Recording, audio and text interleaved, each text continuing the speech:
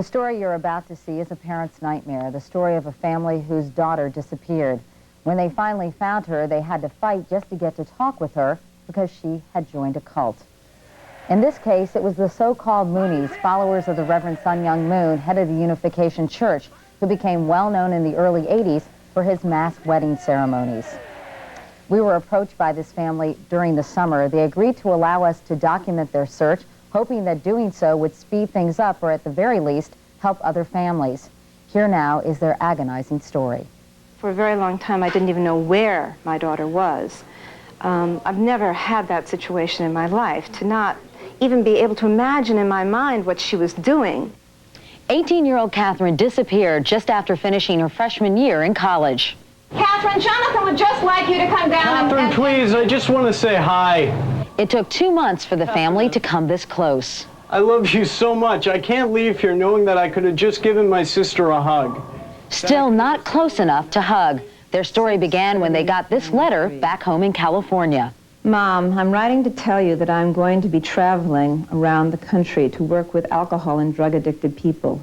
I can no longer be reached by phone, but you can write to me. From this dorm room at NYU, the last place Catherine stayed, their search begins. The next 2 weeks, they live with beepers and cellular phones, talking with police and lawyers, private eyes, and social workers. From them, they learned that this address Catherine used belongs to the Moonies. When I first found out, I just screamed. A whole night, I screamed. And then I realized that what I had to do was get busy. Very busy. It became her life's work. The unfortunate thing is, this is a group, you just can't go up and say, hey, I want to talk to my daughter. Right. Catherine's mother, Cynthia, and Catherine's 16-year-old brother, Jonathan, put together a team of family and friends with counselors who are all former cult members.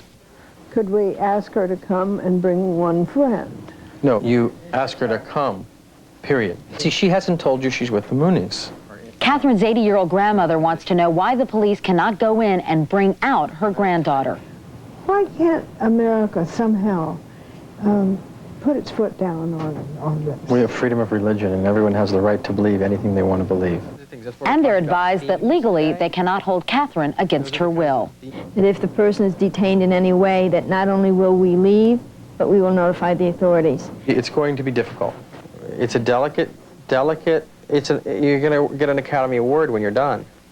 The unfortunate I don't want an Academy Award. I just want my daughter.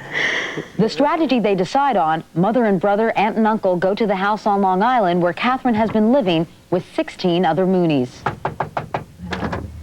Hello. Hello. Hi. I'm here to see my daughter, Catherine. We know she's staying here, and we want to see her now. Well, the thing is, I don't know what makes you come here, but this is a private house? Okay. They know Catherine's been living here.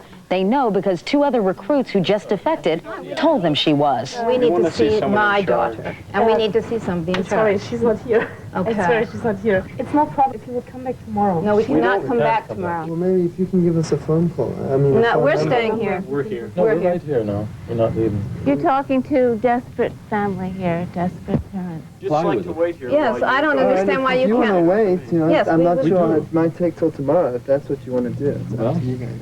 We will wait. After several hours of negotiating, the family asks if they can check Catherine's room to see if her personal belongings are still here. But you're not prepared to let Catherine's mother go in and just see for herself? You can't do that. Well, if Has you anyone ever- can't is it prove not- to us she's Patrick, not is- here, then why should we leave under the Exactly. assumption she's not here? Has anyone ever... Exactly. Because you have no right to be here. Patrick? We have every... We have, Oh, my. rights. You talk about rights. Is how I need you and how you needed me to. As night falls, they sing songs they sang together as a family, hoping Catherine will hear and come outside. Now I know the woman that you are. You're wonderful so far, and it's more than I hoped for.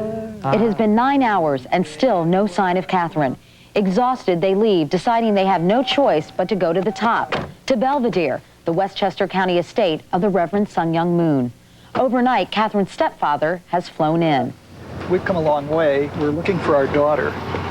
and we have reason to believe that she's with the Unification Church. Whatever your daughter is doing, it's of her own free will and volition. If you don't leave now, I'm going to have to ask him, well, you're trespassing. Okay, I've given Fine, you here comes the police. We'll bring him down. We'll be happy to talk with him. Within minutes, the local police arrive. Officer, here's the problem. Our 18-year-old daughter... The guard interrupts, insisting calls were made to the family. They're worried about the daughter. Okay, sir, I told them. They have a headquarters. Yeah, they know the phone number. We call that person from here. They have a headquarters. Yes, we call that person from here. No, you can't use my phone. All right, we've got a phone. We've got a cellular phone. We'll do it. We need that phone number. Cynthia calls her hotel to check for messages. There are none. Then she calls Mooney headquarters. She's told that no one's there who can speak to her. While she calls, the police convince the guard to call someone in authority. So we should show up there at what time? We should show up there At 6 o'clock. at 6 o'clock. Uh-huh. Great, great. Hi, we're here to see Catherine. Your mom, right? Okay. And this is NBC? The Mooneys call this Columbia House because it's close to the university. She wants to see the media first. The media can come in. We don't want the news to come in. But they're out here. First, the media can come in, and then what Catherine wants, her decision is that she wants the media to come in, she'll talk to the media, then after that, after she talks to the media, she'll let the media out, and then you guys can come in and talk with her. Come out and you can get your story. Our producer and camera crew are ushered into a once elegant brownstone on the Upper West Side of Manhattan. Catherine is waiting. You must be Catherine. Yes, I am. But it's clear it was not her decision to speak to the media. Well, what are we here to talk about? I mean... Well, after you take your few pictures, is it possible I could talk to Catherine alone? I don't think so. Why not? What would be up to Catherine? I don't know what she said. Well, it's all right with me. Then they accuse our crew of being with the Cult Awareness Network. Not really journalists. They're very afraid of attacks upon Reverend Moon. As you probably know, the media repeatedly in the past have spread a lot of rumors about Reverend Moon, have attacked him about many moral issues and ethical issues, and which as far as I'm concerned are really not true in terms of this idea that there's a brainwashing process going on. You know, no one has really made me do anything or made me believe anything. Well, do you feel comfortable, for example, if I said to you, Catherine, we'd love to go talk to you in a restaurant down the street. Would you come with us? No way. Why not? No way. You don't feel comfortable to walk out the door and just take a walk? No, absolutely not. Would you be willing to meet with your brother? No, not at this point. Not at this point. Really, I don't want to get emotionally involved about it, you know? You're not interested in reestablishing family contact? Well, my mother's here. I mean, this is family contact, you know. Minutes later, they allow Catherine's mother inside. The long search was over. She said, well, maybe someday I'll be able to walk out with you, maybe someday. And it wasn't as if I was dealing with Catherine at all. Of course I cried. Of course it was sad. But it was like a stranger. It was like Catherine wasn't there at all. Catherine, I love you. I just want to see you. Because I don't know when I'll see you next, and I want you to explain to me so that I can know for myself why you can't see me. And no matter what's going on, I love you, and I'd like to talk with you for a minute. No matter what's going on, I love you too, and I cannot see you right now, okay?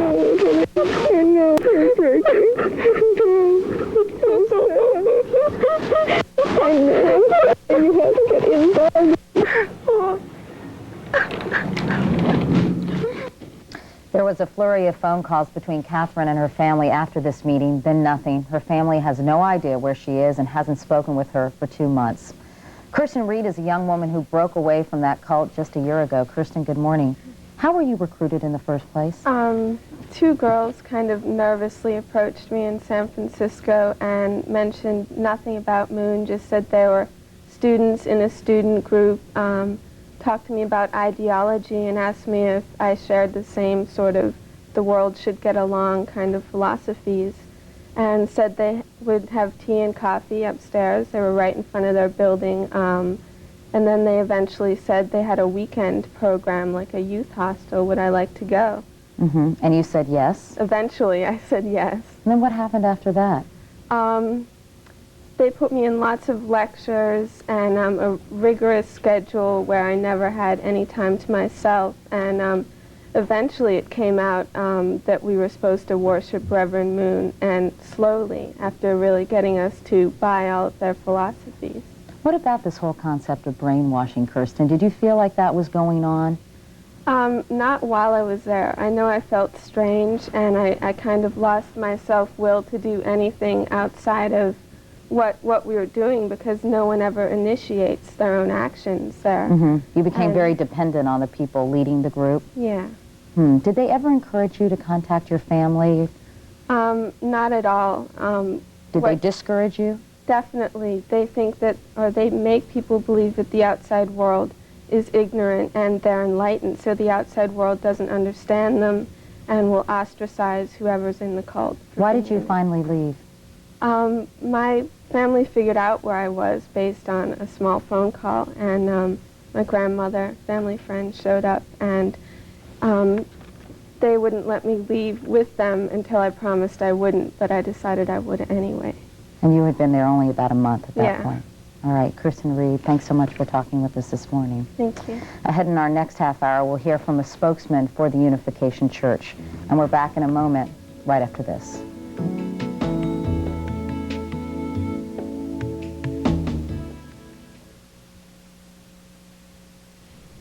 In our last half hour, we brought you the story of one family's efforts to contact a daughter who has joined the Unification Church, the so-called Moonies.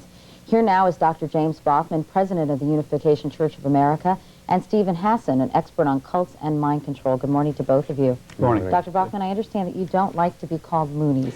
Well, we put out a statement a couple of years ago saying that Moonies have been, the word has been used in a pejorative, derogatory sense, and we've asked that the public not use it. What would you prefer to be called? Members of the Unification Church.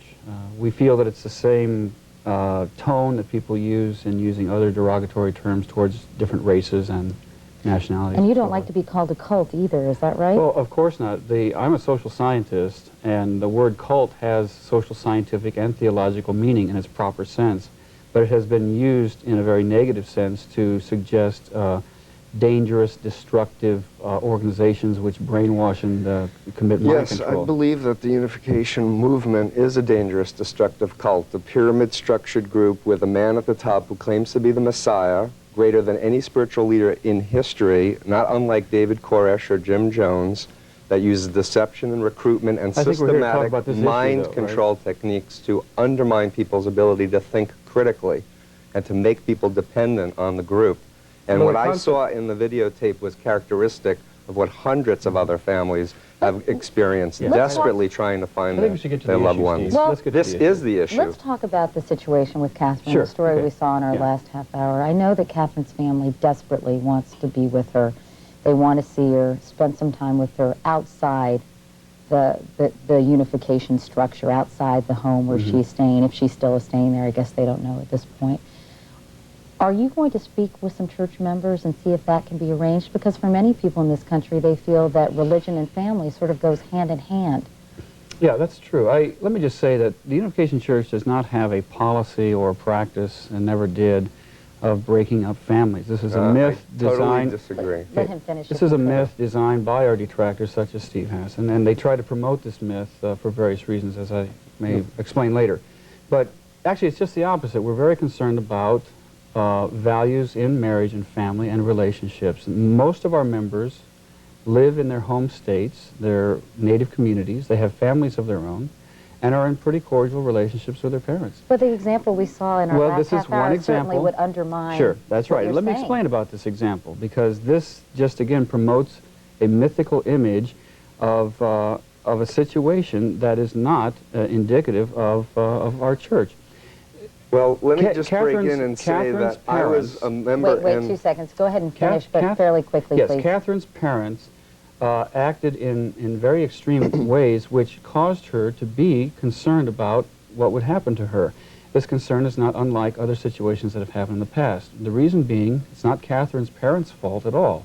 They're being used by a group called Cult Awareness Network, which drums up fears of deprogramming and cult mind control, which has been debunked and totally rejected by the social scientific community. Mr. Hassan, you don't believe that to be true? And you see, Katie, I was involved with this organization many years ago. 20 years ago, I spent 2.5 years as a member and a leader. I personally intercepted letters from families, phone calls from families. There's no idea of individual free will in the organization. There's something where you have to submit to your central figure, get permission. Even in terms of the marriages, where Moon has the mass weddings, he'll say you, and you are told when you can see your spouse, when you can have sexual relations with your spouse, usually waiting 4 years or more. This organization is harming people, and yet it's using millions of dollars of PR to say, hey, we're just like any other religion. They're not, and they need to be held accountable for their policies. Kirsten Reed, who was with us in our last half hour, told me that the organization was extremely deceptive in how it recruited her, and it in fact did screen her letters, phone calls, etc., and discouraged her very much from having any contact at all with her family. Well, it was also very deceptive how hidden cameras and hidden microphones were used to get a lot of that footage. Kirsten had nothing to do with the report. She was the second person. Just that deception is used by people of Cult Awareness Network, Gail and Kelly, their security advisor. Says God tells lies, and it's okay to lie when you're recruiting. In a speech on January 3rd, 1972, Master Speaks, printed by the organization. This is hearsay. You were a member. It is not. It is documented by the organization. January 3rd, 1972. I think you need to get somebody fresh. Let me ask you, Dr. Hoffman, when our camera crew and producer, they were at the Unification Church site. At that one, right. Yes, Catherine constantly had to ask permission to speak with anyone.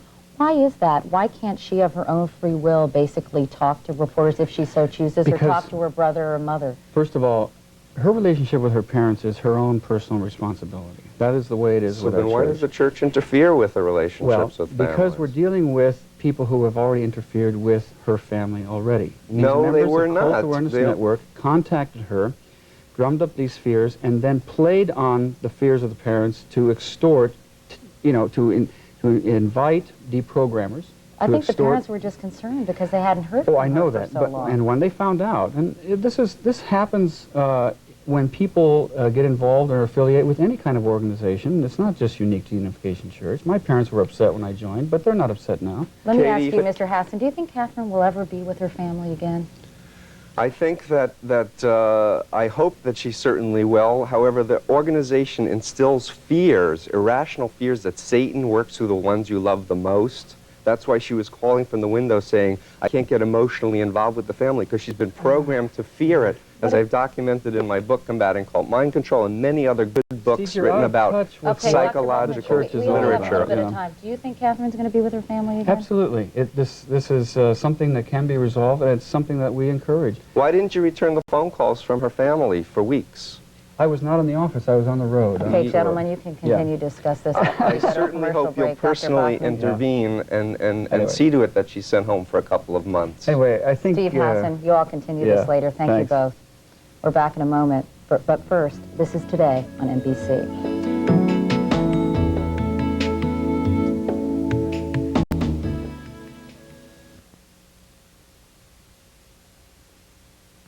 Of a California family disappeared last year. We were contacted by the family and subsequently documented their attempts to find her.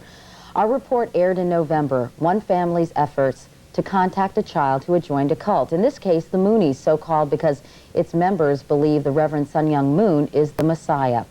After months of intense searching, the family was led to this house on the Upper West Side of Manhattan. While it looked as if the story would end here, it did not. Their daughter, Catherine, refused to leave. Catherine, I love you. I just want to see you. Because I don't know when I'll see you next, and I want you to explain to me so that I can know for myself why you can't see me. And no matter what's going on, I love you, and I'd like to talk with you for a minute. No matter what's going on, I love you too, and I cannot see you right now, okay? You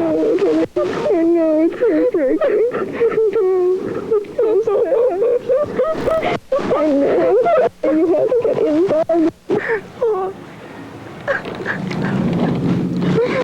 2 days after our story aired, the Unification Church allowed Catherine to go home to visit her family. She since has decided not to return to the cult, and this morning she joins us here in New York. Hi, Catherine. Hi, Katie. Good to see you. First of all, let's just go back, if we could, for a moment. Why were you attracted to this organization? How did they get you involved? Well, in a sense, one isn't really attracted. They recruit. I met someone on Broadway. I was living in New York at the time.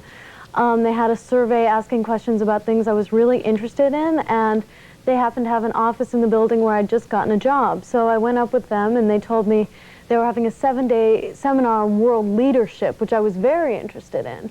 And they talked about spirituality and leadership and family and things that were really important to me.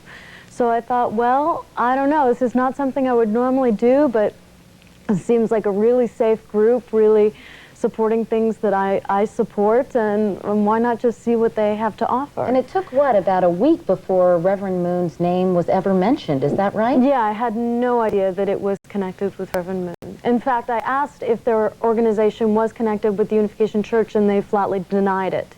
What happened next? What was your life then like once you slowly, I guess, became a part of this? Well, I mean, your life changes. The one thing that's constant is your schedule is always packed. You always get up, go to a lecture, have a break, go to a lecture, have a break, eat lunch, you know, do sports, come back, have a lecture, have a break, have a lecture, you know, and then all the way up until dinner, you have dinner, then you do something like casual, and then you go to bed. So every day, from the time when you are just being introduced to the doctrine to when you've given up your life to make money for Reverend Moon, what continues is your days packed with just doing things that are related to the group. Do you feel as if you were brainwashed? Well, brainwashed, or I think the better term is mind controlled. There are several techniques that almost any group can use on almost anyone to influence their thinking.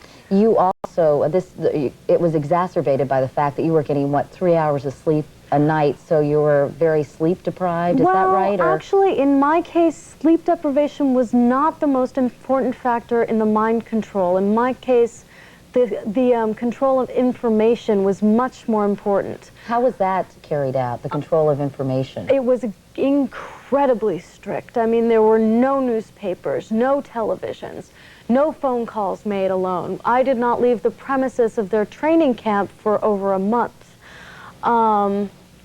There is someone who's been in the organization a long time always with you. So you can't have conversations among other new members without them being aware of what you're talking about. So there's no exchange of information, there's no incoming information. What about the efforts by your family? I mean, it was just so heartbreaking to see your little brother trying desperately, pleading with you to come and just hug him or tell him you were okay to have some kind of contact with him. Would they not allow you to do that? Well, as far as that situation with my brother was concerned, I was instructed. I mean, I went to the woman who was my authority figure. I asked her if I could see my brother, and she said, no, no way.